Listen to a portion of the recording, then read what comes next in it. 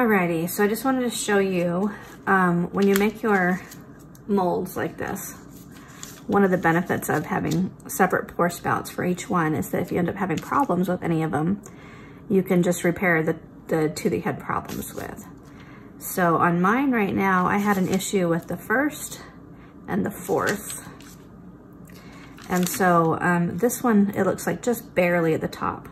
There must have been some bubble or something. And typically the problem I'm running into is if I try to do more than one mold, like several of them at a time of all the different body parts, the resin starts thickening up too fast. And then it has a hard time going down through these holes. And so if it doesn't get filled up all the way, then it can kind of just stop like this. And so this one just stopped a little bit early. And so that one needs to be redone, and that's this one over here. And then these came out nice. It's a nice hoof. This is all the flashing and stuff that we'll be taking away from it. And then here's our other lower leg, and this one turned out really great. These parts up here we just cut off and then kind of sand away any of the flashing that's left over like that. But those pieces are turning out really nice. And then this is the other one we had issues with too. And again, it was the same problem of it just not filling up enough because the resin started to thicken up too much and our little holes are just a little bit too small for it to get through if it's gonna thicken up at all. So what we wanna do here is just use a razor blade to expand that hole just a little bit. Give us just a little bit more room. And sometimes what you can do so the hole doesn't get too much wider on the piece is just make it deeper, because that way you will still get extra space for that resin to go into.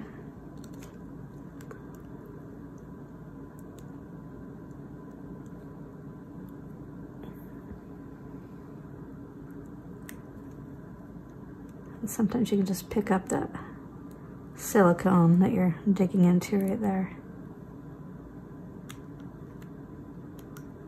Just like that. You especially want this opening to be big enough for it to go through. And now we can cut the top out a little bit thicker too. And then just curve it under.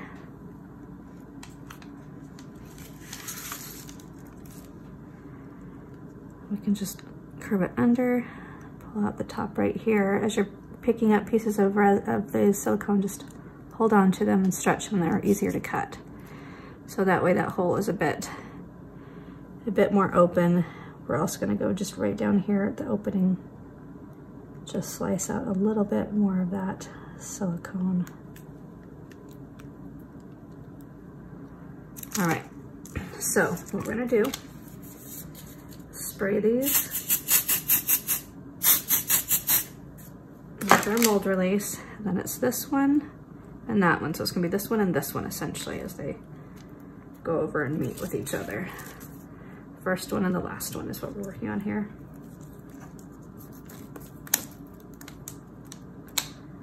So I'm gonna have that one all ready to go.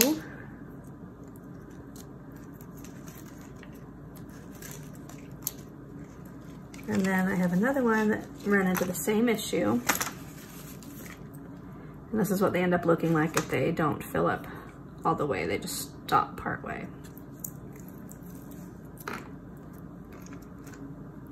So what I'm doing this time is I'm gonna be doing only these two pieces. So I can pour it into these two quickly and then move on to this one, and we should have enough time that way. But I'm also gonna just give this a closer look.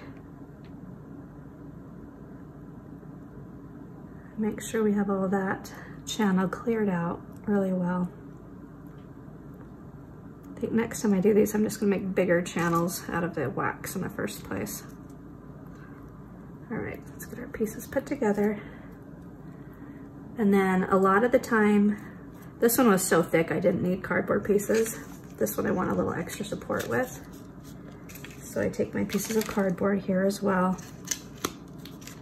And that just helps it because when I add on some rubber bands to hold these pieces shut, it just applies more even pressure and doesn't distort the mold beneath.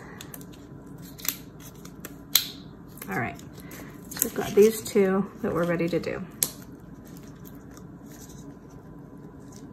Okay, that one looks like it did get slightly distorted, so we wanna make sure it's just right in there perfectly. Otherwise, it'll make your piece look funny.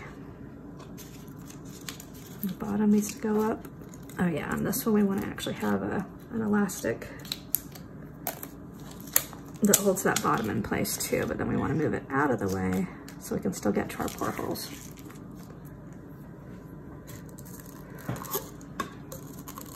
Now I like to use these smaller cups since they have these little lines, and I kind of keep track of how much I'm using to fill each one by how big those lines are, and just use those lines as a filler mark. And then the other thing I like to do is keep a mold like this. This is for our ear reference mold by Jack Johnston. And so when I'm making other resin things, I like to keep these handy for any of the extra resin so it can be not wasted. Now, when I'm making these, I like to color the whole, all of my resin at first. And I make a larger batch of it. That way all the pieces of the doll are going to be the same color. Alrighty, then next what I'm going to do is just mix these two together. I'm not going to be pouring very many today, so I'm just going to do it in the 1 cup.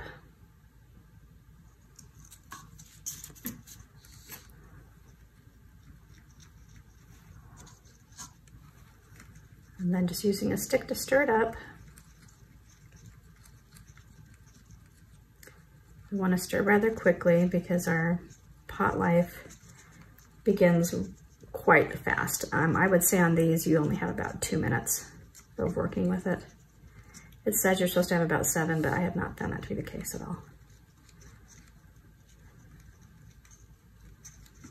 But I especially like this kind of resin, which is the Smooth Cast 325. And it's the color safe kind that you can tint. Comes out clear basically in the beginning. Okay, so the beginning and the end on this one.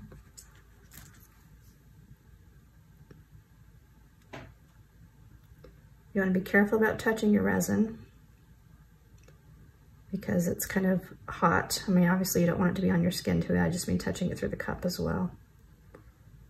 And the last one.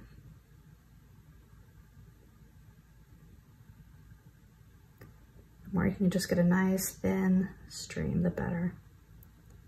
Now these legs actually take quite a bit of resin, so it took a little bit to fill that all the way up. All right, now we're safe. Now we want to fill up our chest piece too. Now at this point the resin is starting to thicken up just a little bit. So I want to save my later pours for the ones that have big holes like this. So it's a lot easier to get our resin inside. When you see it come out the other side, it is all filled up and we are good to go. And then with this extra, just gonna go ahead and pour it into our mold that we have here. Okay.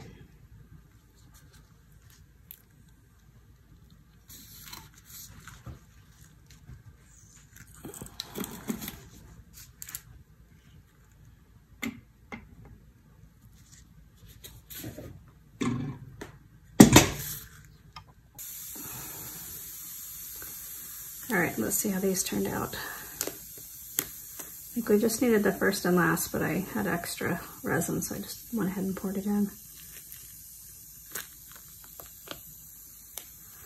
All right, those are looking good. That's what a good one looks like. Nice.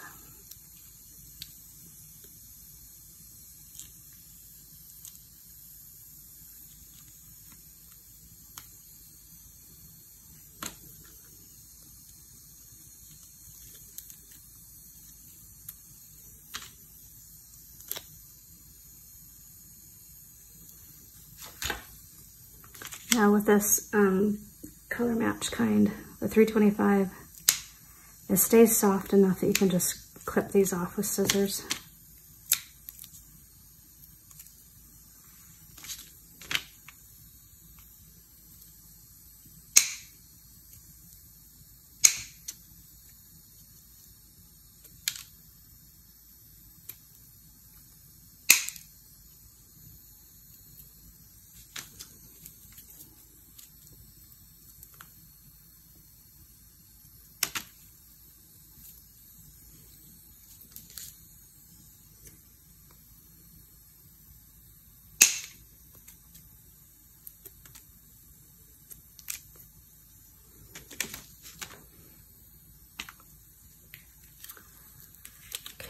We did another pair of hands too, again, because I had some extra resin. So when it was super thin, I poured the hands first. All right, those are looking pretty good.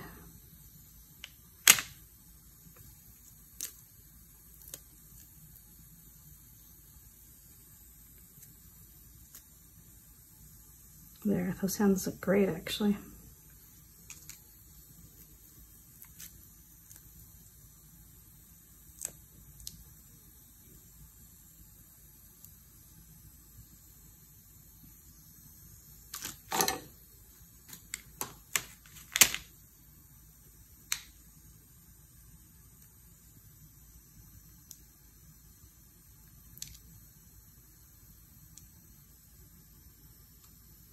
They come out full of flashing, but especially with these, it's great because it means that the piece itself is going to turn out really good. Like that's a really great wrist on that one too.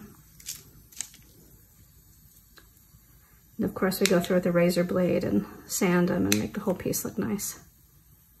But this is how they look when they come out.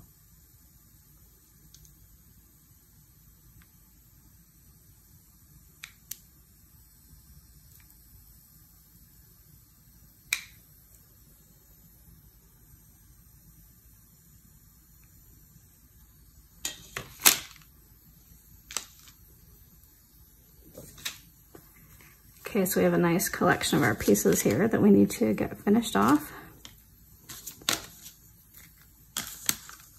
We just need the arms and the head. And I think that's it. I think that's all we're missing at this point.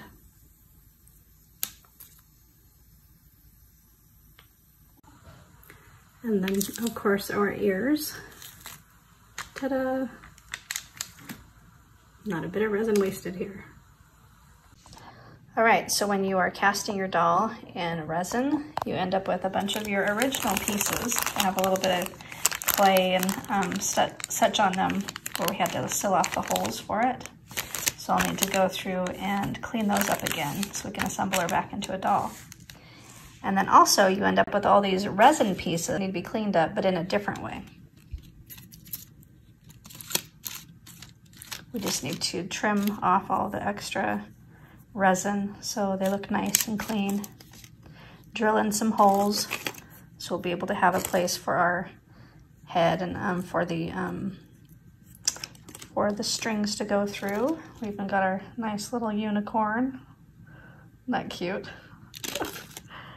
And then the arms. We have repeats of some of them. Some turned out, some didn't.